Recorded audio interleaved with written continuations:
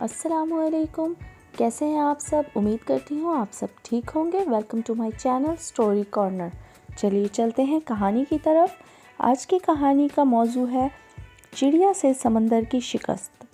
समंदर के किनारे एक दरख्त था जिस पे चिड़िया का घोंसला था। एक दिन हवा तेज़ चली तो चिड़िया का बच्चा समंदर में गिर गया। चिड़िया बच्चे को निकालने लगती तो इसके पर गीले हो जाते और वो लड़खड़ा जाती।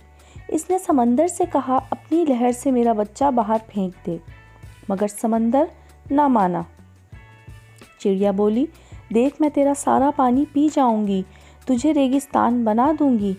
समंदर अपने गरूर में गरजा, ऐ चिड़िया, मैं चाहूँ तो सारी दुनिया को गर्क कर दूं, तो तू मेरा क्या बिगाड़ सकती है। चिड़िया ने जब ये सुना तो बोली, चल फिर खुश्क होने को तैयार हो जा। इसी के साथ इसने एक घूंट भरा और उड़ के दरख्त पर जा बैठी। फिर आई, घूंट भरा, फिर दरख्त पर जा बैठी।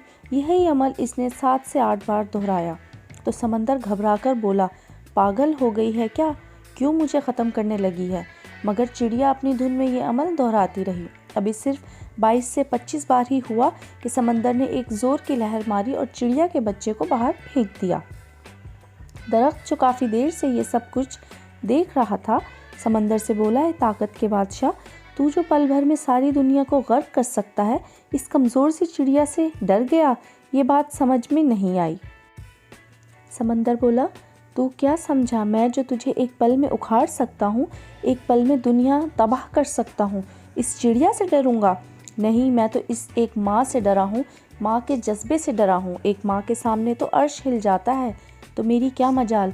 जिस तरह वो मुझे पी रही थी, मुझे लगा वो मुझे रेगिस्तान बना देगी। उम्मीद करती हूँ कहानी आप सबको पसंद आई होगी। फिर मिलेंगे एक नई कहानी के साथ। तब तक के लिए अल्लाह हाफ़िज़। जाते जाते चैनल को सब्सक्राइब, वीडियो को लाइक और शेयर करते जाएं।